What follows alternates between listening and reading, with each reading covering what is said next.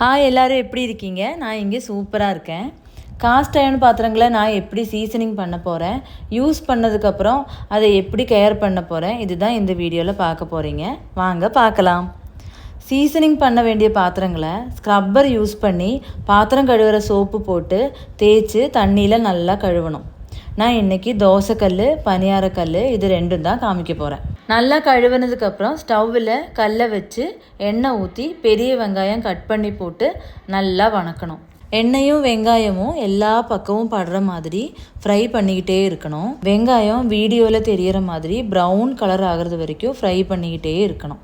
இந்த மாதிரி brown colour வந்த உடனே கல்லை வாஷ் பண்ணி நம்ம சமைக்க ஆரம்பிக்கலாம். எங்கிட்ட இருக்கிற காஸ்ட் அயர்ன் பாத்திரங்கள் எல்லாமே ஒவ்வொன்றும் ஒவ்வொரு இடத்துலேருந்து தான் வாங்கினேன்.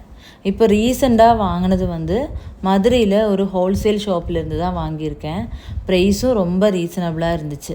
நான் இன்றைக்கி உண்ணியப்பம் செஞ்சுக்கிட்டு இருக்கேன். இதே மாதிரி தோசைக்கல்லையும் எண்ணெய் ஊற்றி வெங்காயம் போட்டு வணக்கி வாஷ் பண்ணி அப்புறம் நாம் எப்போவுமே தோசைக்கு பண்ணுற மாதிரி எண்ணெய் ஊற்றி வெங்காயம் போட்டு தேய்ச்சி தோசை ஊற்ற ஆரம்பித்தாச்சு. நான் இன்றைக்கி கோதுமை தோசை தான் ஊற்றிருக்கேன். கோதுமை தோசையுமே ஒன்றோட ஒன்று ஒட்டாமல் சூப்பராக வந்துருந்துச்சு. அதுக்கப்புறம் நம்ம சீசனிங் பண்ணி யூஸ் பண்ணிகிட்ருக்கிற பாத்திரங்களே கூட கழுவிட்டு எண்ணெய் தேய்க்க லேட் ஆச்சுன்னா இப்படி துரு பிடிச்ச மாதிரி ஆகிடும். அதனால் எந்த பிரச்சனையும் இல்லைங்க.